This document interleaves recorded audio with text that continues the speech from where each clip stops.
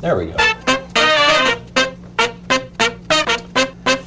Joining me now is Adam Szweras. He is the co-chairman of Nutritional High, trading on the CSE under the symbol EAT. Adam, welcome.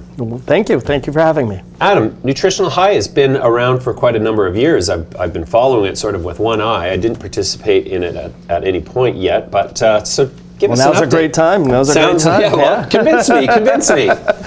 Well, I mean, Nutritional High has started out with a focus on Colorado. Over the last really 2 years, we've shifted most of our focus to California, Nevada, and the western U.S. So we right now have facilities in California, Northern California. We have a manufacturing facility. We also own a distributor that's either the largest or second largest distributor in the state, one of the largest, and wasn't before we bought it, so we're really proud of that. We have we're still continuing on in Colorado. We have just opened up a facility in Oregon making edibles and extracting oil, and we've just signed a deal with a privateer subsidiary to make their products in Washington and Oregon as well. Ooh, privateer, that's a big deal. Those are the guys who put Tilray on the map. Yep, and so we're doing the Marley Naturals products in Colorado, and not in Colorado, sorry, in Washington and Oregon, and that's just starting right now. So it was a great vote of confidence to see that happen. No doubt. So the product line is all about edibles and extracts. Edibles, extracts, oils, yes. Okay. Yes. And what sort of volume of sales do you do, and who do you sell it to? Well, really, we sell it to dispensaries, so we don't sell to retailers ourselves. We don't have any retail operations. In California, we own a distributor, so most of our revenue right now, a big chunk of the revenue is from this distributor, Calyx Distribution. It's one of the, as I mentioned, one of the largest.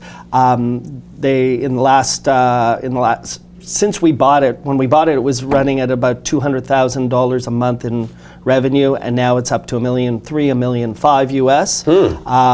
In the first 6 months, or just over 6 months of owning it, we did $11 million in revenue, and just ramping it up. And we're creating, what we wanted to do with that is create a pipeline in order to sell our products that we're starting to manufacture now in California. We've been doing it white labeling on a very small basis, and now that our Sacramento facility is being ramped up, we're going to be able to expand that significantly. We're going to be selling our own extracted cold ethanol extracted oils, chocolates, and we have a bunch of other innovative products, mini mints, small mints that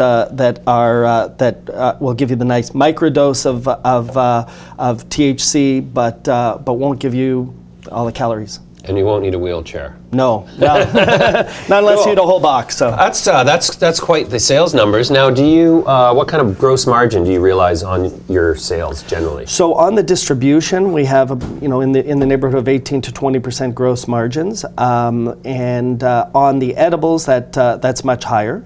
So the gross margins in Colorado, where we have a longer history, is pretty decent. It's in the neighborhood of 50% plus gross margins.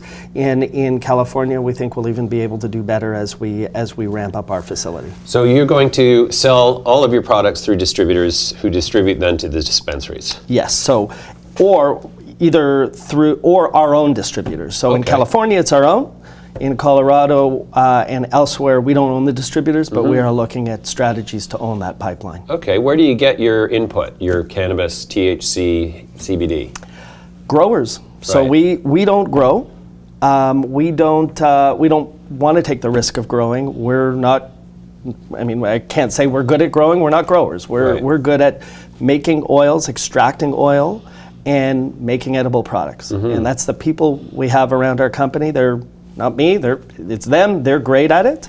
We have Billy Morrison, who's one of the almost founding directors. He was there almost on day one, and his approach to oil extraction has been amazing. I mean, he's this technical genius. And we have Jim Fraser, who's our CEO, and he's run chocolate factories, not marijuana chocolate factories, but chocolate and edibles facilities throughout the eastern U.S. and built companies. Well, sounds great.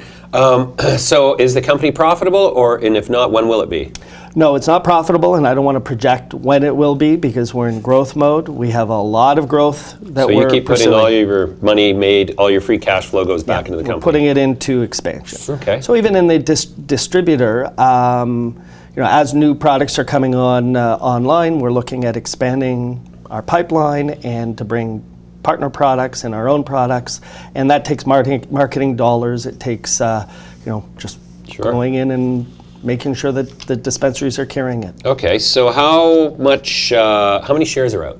So we have about 300 million shares. Okay. Our market cap is about just under $80 million. So especially compared to some of the others out there, we're very cheap. So you said to convince you to invest. So I think our biggest competitor is probably Origin House. Okay. And if you look at their, I think they're 47 times revenue multiple with their $500 million market cap, and we're 7 times. Wow. We also have a facility we're buying in Nevada. It's operational, so we'll be in Nevada shortly, and we're starting to roll that out.